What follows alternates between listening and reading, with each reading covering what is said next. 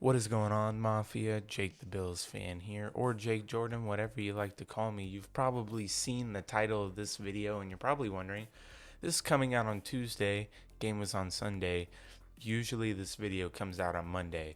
Well, what happened was I did not want to do anything yesterday, and granted, I also did not want to have to go through that pain so frequently, like one day after another. I couldn't watch it again, and I wouldn't want to do that to you guys. And had I made this video yesterday, it probably would have been 10 times longer, 10 times more angry. And maybe some people like to see people get angry on camera. Maybe Chiefs fans are going and watching people get angry because the Kansas City Chiefs, I'm going to say it right now, they outplayed us, they out schemed us, and they outcoached us. Now, I'm going to be talking about all facets of the ball here. I really just don't want to break down anything of this game. It fucking is like tearing me up inside having to sit here and act like, oh, yay, such a great season and everything, which it was. They were the bright spot of my 2020 and a lot of people's 2020. It's been a shit ass year. And, we just wanted one thing to be good, and that was the Buffalo Bills. And for the first time in my life, I got to watch them go to the AFC Championship. And, it's not how I envisioned it would be. I didn't think we were going to get so outclassed on the biggest forum.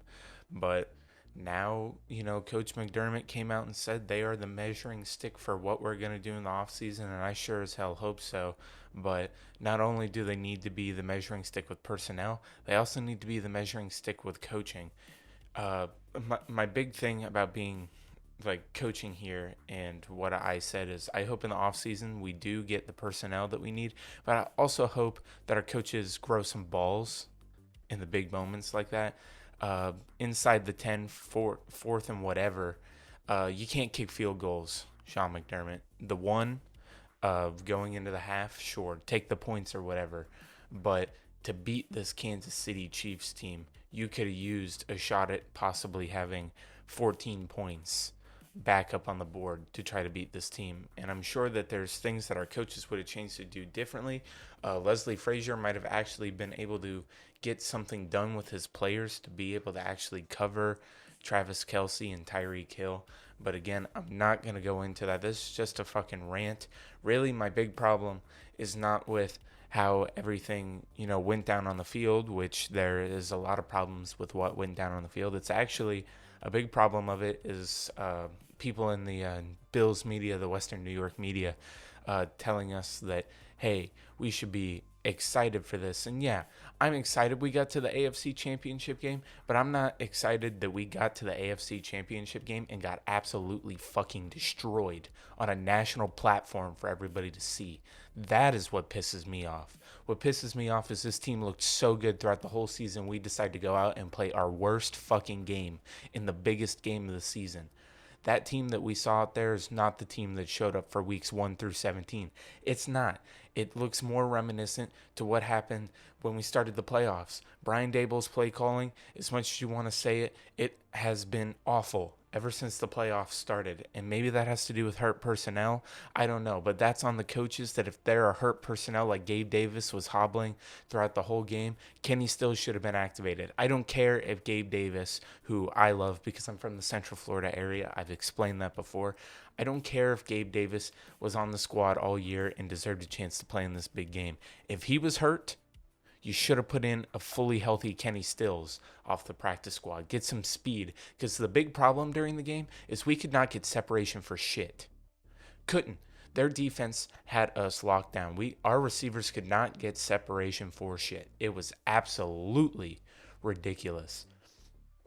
Just the things that went on in this game and the media, it's really just boggling for me. One of the big things that I saw is, and if I'll put it on screen if I'm able to find it, is somebody saying this is really reminiscent to the 1989 AFC Championship where we went and we lost on the biggest stage, and then we went on to, create a what could have been dynasty on a great run for 4 years. Cut the shit.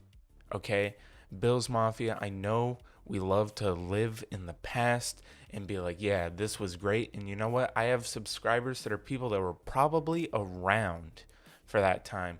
But you know it. I know it. Living in the past, that's gotta fucking stop. The 1989 Bengals are not the Kansas City Chiefs. And if you want to hear something that's probably going to scare you that I keep saying and then I finally heard it on, I think it was like a Bruce exclusive or something.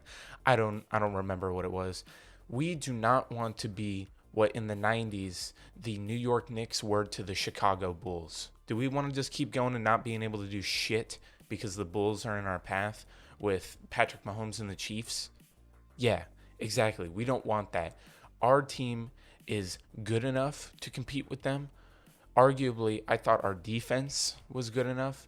And also another thing too, Thad Brown, whoever that guy is, I don't know. I think he's a reporter or he does some work with the Western New York Bills sports media. Anyway, going out there and talking bad on what happened at the end of the game with Josh Allen and Dawkins and Feliciano with that Okafor guy. Here's the thing. That whole game, the Kansas City Chiefs had to be warned twice that their players were playing way too rough and going out there and laying hits that should not have been laid. And the fact that the refs had to go over and tell them that means that the refs are somewhat complicit in what happened at the end of the game when things started getting chippy, because there were shots where people were getting body slammed and suplexed and late shots on Josh Allen, which is what put it over the top when we got 2 late shots on Josh Allen from Okafor. And then also Dan Sorensen, who is also the guy who laid a head-to-head hit on the Browns game, which everybody knows about, also leading with his helmet going to tackle Josh. Like, this whole game, the Kansas City Chiefs were just asking for something to happen, and none of these were called. Nothing was called. So eventually, I'm proud that my team, I don't care if Josh Allen flicked the ball at him. People are going to call that a bitch move. I don't care. How many times is he going to get hit and he's not going to get mad? What's he going to do? Kick the guy? He just threw the ball at his face to just be like, really, guy? And then whenever he got big mad about it, our team actually came up and stood up for our quarterback, because they have been laying shots like that on him and the rest of our offense all game. And I'm glad Feliciano and Dawkins went over there and put Okafor in his place. And I wish they would have done more, honestly. It's the last game of the season. Go ahead, get suspended for a game or two. Do not let them be able to just bully us around and act like that they can do that shit and then also be able to get away with it, which the refs were letting them do. And the refs are complicit in letting them do it because they didn't stop them early enough in the game. So, of course, it boiled over there. And a lot of people wanted to be, oh, well, they were losing. That's why. No, it's because they were getting tired of it. And Josh Allen got tired of it. Everybody did. And there were no flags. There are so many times during that game where Josh Allen gets hit and he's sitting there. And I know he does it a lot, where he sits there and looks at the ref like, hey, give me a flag. But this game, they were really warranted that I think he got one roughing the passer call the whole game, and the passer was roughed probably 4 or 5 times from what I could see. So getting off of that, because again, like I told you, this is a rant, not a reaction, not really talking about anything. Leslie Frazier in the defense, dude, let's just talk about it. Our defense couldn't do shit. Trey White looked like shit. The D-line looked like shit, which is something we're going to need to talk about in this offseason, because the D-line being the highest paid D-line in the league and not being able to get pressure on fucking anybody is ridiculous. We need a really good edge rusher. We need also some really reliable cornerback depth, because Taron Johnson against Tyreek Hill, I don't know what the hell anybody was thinking, but Taron Johnson is not keeping up with Tyreek Hill, okay? And Travis Kelce, I don't know who we're supposed to have that's consistently locking down tight ends. I thought it was Matt Milano, but apparently now we're running corners on Travis Kelce. Like, it's not going to work, dude. Like, that's just not going to work. I know we had a game plan that was probably in place to stop them, but it did not work. It didn't work. Our personnel couldn't get it done. Something needs to change in the offseason. And yeah, I believe that there is a measuring stick now that we went into this game and got smacked in the mouth, then Our team is going to be able to build from it. Hopefully, Bean is able to fix whatever the problems are and maybe how we're not as dynamic. And maybe our coaches can go out there and with this experience, even though all of them, I do believe, have been championship caliber coordinators and stuff in the past, when they get to the moment next year, which Sean McDermott also came out and said, we'll be back. Who knows when we'll be back? I'm hoping next year because our team is that damn good. But legitimately, hopefully when we get back there, our team will be completely different. And all this shit and all these people talking about we should be happy. Yeah, we should be happy for the season they gave us, but I shouldn't be happy for the shit ass performance that was on the field that I had to watch and had to endure. And I'm sure the players felt it even worse whenever they were getting beat so bad. So I don't even want to hear anybody telling me that I need to be happy, because guess what? I am happy, but you can't just be happy and just ignore what was wrong, not talk about it, look ahead and say this is what we need to fix because this guy didn't step up, he didn't do his job. This guy didn't step up, he didn't do his job. So don't tell me to just sit here, and then don't bring up the old teams again, man. I already told that. That's different. We need to stop living in the past, all right? These Buffalo Bills are a completely different team. I know you guys know that, and I know you like to, somehow find solace in reminding yourselves about what the old days were like. And the old days were great. I've heard it from my dad. I've heard it from his brothers. I heard it from my grandpa. I know that the old days were great. I never got to experience them, so me feeling this way is warranted. You guys might still be happy, and I look forward to what the future of this team is, just like all of you guys. But I was never able to experience losing like that and then also going on to success. So when we lose like this, I don't know if success is on the horizon for us. I don't know if we're going to be able to, because like I said, those 89 Bengals are not the dynasty that the Chiefs could be building. And the fact that we're finally good and there's going to be another team like that that's just as damn good and even better in a super team like that that's going to be able to keep it together for years to come, then that's what scares me.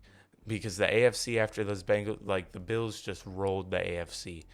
These Bills are going into a completely different AFC, and you guys know that. So, if you did enjoy this video, make sure to subscribe to Jake the Bills Fan, or Jake Jordan now, as my channel is called, because we're doing more than just talking about the Bills, at least in this offseason. If you are really interested, the first episode of the Jordan Hour did come up. There is a video version of it on the channel, but there is also an audio version that you can listen to on Apple Podcast and Spotify. Just look up the Jordan Hour Sports Show. It will be on there and you can listen to it. I have been Jake, aka Jake the Bills Fan. Same Bills channel, same Bills content. I will see you guys in the next video.